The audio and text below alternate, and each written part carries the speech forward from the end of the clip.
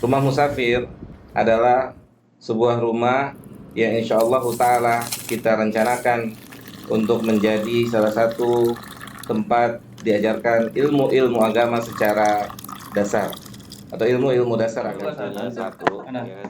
Bismillah. Alhamdulillah wassalatu wassalamu ala Rasulillah. Amma ba'd. Assalamualaikum warahmatullahi wabarakatuh. Waalaikumsalam warahmatullahi wabarakatuh. Alhamdulillah kita bertemu kembali nih Ustaz, dan ada Deka juga. Deka ikut, Masya Allah. Teman-teman lagi pada sibuk mungkin. Iya. Tidak apa-apa. Kita mau melanjutkan pembahasan kitab Tauhid ya Ustaz. Ya.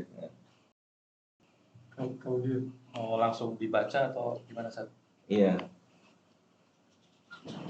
Di pertemuan sebelumnya kan kita bahas tentang makna secara bahasa ya. Ya Ustaz. Dan makna secara syariat. Secara bahasa itu apa kemarin ya? Secara bahasa akad. Mengikat. Secara syariat persamaan dari rukun iman. Kata Syekh Shalih Fauzan dalam bukunya ini, persamaan secara syariat artinya akidah adalah rukun iman ya. Rukun iman. Ya sekarang kita lanjut coba baca pelan-pelan. Dari yang mana Ustaz? Yang Makna akidah Ya secara makna syar'i. coba ya makna akidah secara syar'i. Kita baca. Boleh. Ada patung itu. Bismillah, wassalatu wassalamu ala Rasulillah. Kitab Tauhid karya Syekh Shalih Fauzan Al-Fauzan yang telah diterjemahkan oleh penerjemah. Makna akidah secara syar'i. Akidah adalah iman kepada Allah, para malaikatnya, kitab-kitabnya, para rasulnya, hari akhir, dan qadar yang baik ataupun yang buruk. Hal ini disebut juga sebagai rukun iman.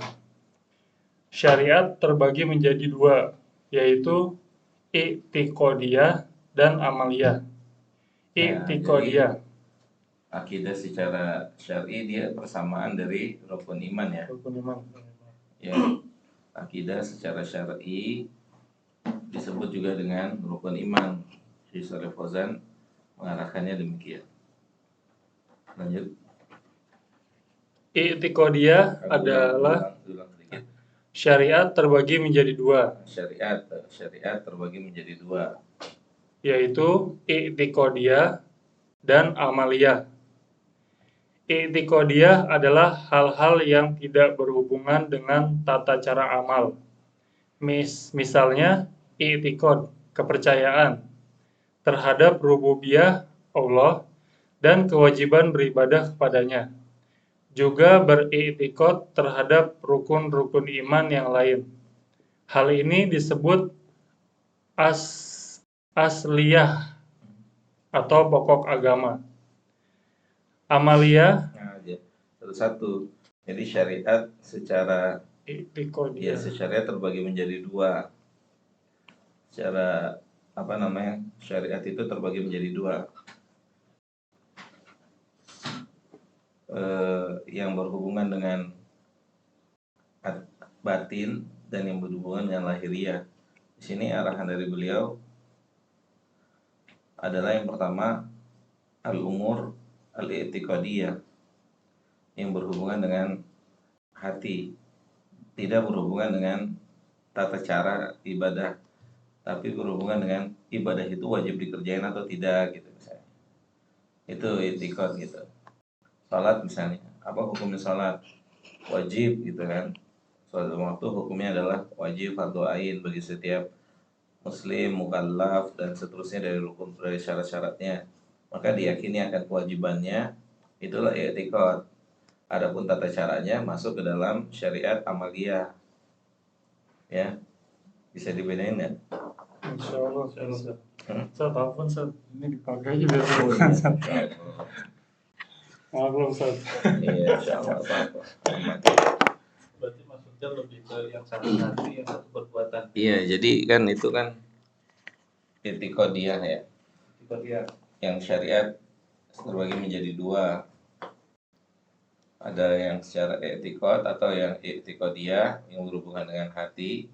Nah, sekarang arahan dari penulis kita baru yang berhubungan dengan etikot dulu kan, yang berhubungan dengan etikodiah. Coba diulang deh, arti apa kata penulis? I'tiqadiyah adalah hal-hal yang tidak berhubungan dengan tata cara amal. Nah, dia nggak berhubungan dengan tata cara amal, tapi hubungannya dengan amal itu gimana di dalam hati seseorang. Terus, Misalnya, i'tiqad kepercayaan terhadap rububiyah Allah dan kewajiban beribadah kepadanya.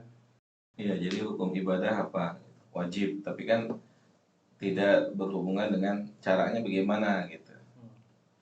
Nanti ketika caranya masuk ke dalam amalia Kedua. gitu. Terus, Juga beriktikad terhadap rukun-rukun iman yang lain. ya juga beriktikad ini berkeyakinan ya dengan rukun iman yang lain, misalkan keberadaan malaikat gitu kan, ya apa namanya kitab-kitab Allah, Rasulnya gitu. Itu berhubungan dengan etikad secara etikadiah. Terus Hal ini disebut asliyah atau pokok agama. nah, ini asliyah. Kenapa dikatakan pokok agama? Karena ketika kita mengerjakannya, misalkan kita sholat gitu, kita ngerjain sholat gitu ya, tata cara sholat misalnya, mengikuti sholat yang benar, sholatnya Nabi gitu, tapi kita tidak meyakini tentang kewajiban sholat gitu kan, maka sholatnya nggak berguna gitu, sholatnya tidak berfungsi. Itu yang disebut dengan asliyah, pokok, yang jadi pokok. Justru adanya amaliyah ya, amaliyah ketika tidak ada etikodiah, maka amaliyahnya itu dampak terburuknya nggak berfungsi. Seperti orang sholat tapi Gak tahu sholatnya buat apa gitu. sholat rutinitas aja gitu, rutinitas gitu kan, rutinitas harian gitu, pagi, siang, sore, malam, dia rutinitas saja. Kenapa dia melakukan itu? Ya karena mungkin lingkungan di sekitarnya begitu semua gitu kan. Ikut-ikutan. Iya, lingkungan sekitarnya pada sholat gitu kan. Kemudian ini jadi ikut aja gitu, seperti orang puasa aja gitu kan. Kayak mulai taraweh gitu. Dia nggak punya atau tidak didasari dengan etikot, tidak didasari dengan keyakinan. Nah, ini bisa dampak terburuknya ibadah itu nggak bermanfaat karena asasnya nggak ada. Asasnya itu nggak ada. Asasnya itu adalah keyakinan. Kenapa dia mengerjakan gitu. Berhubungan dekat dengan niat nggak Ustaz? Sama nggak tuh? Iya, niat juga termasuk amalan etikodiah. Cuma dia lebih apa ya? Lebih kepada kenapa atau dikerjakannya itu kenapa dia mengerjakan gitu, atau dasar apa gitu. Etikot gitu, keyakinannya. Ini menentukan ya, ketika seorang punya etikot yang bagus, ya justru itu seseorang akan maksimal dalam mengerjakan sesuatu ibadah itu, misalkan seperti sholat ya, atau seperti menuntut ilmu misalnya. Ketika seseorang punya keyakinan yang bagus tentang keutamaan menuntut ilmu dan seterusnya, maka seseorang akan melakukan sesuatu itu, dia akan melakukan menuntut ilmu itu dengan cara yang maksimal, sungguh-sungguh, karena dia tahu itu sebuah kewajiban gitu. Tapi ketika orang nggak tahu tujuan mau ngapain, nggak tahu tujuannya, jadi itu rentan untuk tidak istiqomah gitu. Siap. Dasar agama nih. Ya, dia dasar, pondasi gitu. Pokok gitu, pokok. Jadi kalau kita bicara apa namanya, bangunan itu kalau nggak ada pondasinya nggak mungkin pernah bisa jadi gitu. Bangunan, jadi orang sholat gitu ya, kan orang sholat gitu. Orang sholat, orang puasa itu bisa sholatnya nggak diterima, bisa jadi apa namanya puasanya nggak diterima. Itu kenapa? Karena pondasinya nggak ada. Makanya labil. Kalau nggak punya pondasi itu labil. Secara bangunan kan juga gitu kan. Ketika dia nggak ada pondasinya nggak kuat, dia sebenarnya kan secara secara konkret bangunan itu nggak mungkin bisa berdiri, nggak ada pondasinya kan gitu, nggak ada pondasinya. Walaupun barang-barang atau bahan-bahan untuk membangunnya udah ada gitu kan, seperti genteng udah ada, semuanya perlengkapannya udah ada, cuman pondasinya nggak ada ya. Gentengnya udah ada, genteng terbaik, terus plafonnya dan semuanya, tapi nggak ada pondasinya gitu. Sama seperti gini, kurang lebih gitu. Sholat, puasa, zakat, tapi dia nggak tahu mau ngapain gitu kan. Belajar, tapi dia nggak tahu mau ngapain. Atas dasar apa itu gitu. Nah pada hakikatnya demikian. Berarti ini ilmu yang harusnya dipelajarin sebelum belajar sholat ya, Ustaz ya? Ya sebenarnya, ya sebelum beramal sih. Yang tepat ya sebelum beramal, bukan nggak sebatas hanya sholat, tapi di semua amal gitu kan. Makanya makanya ketika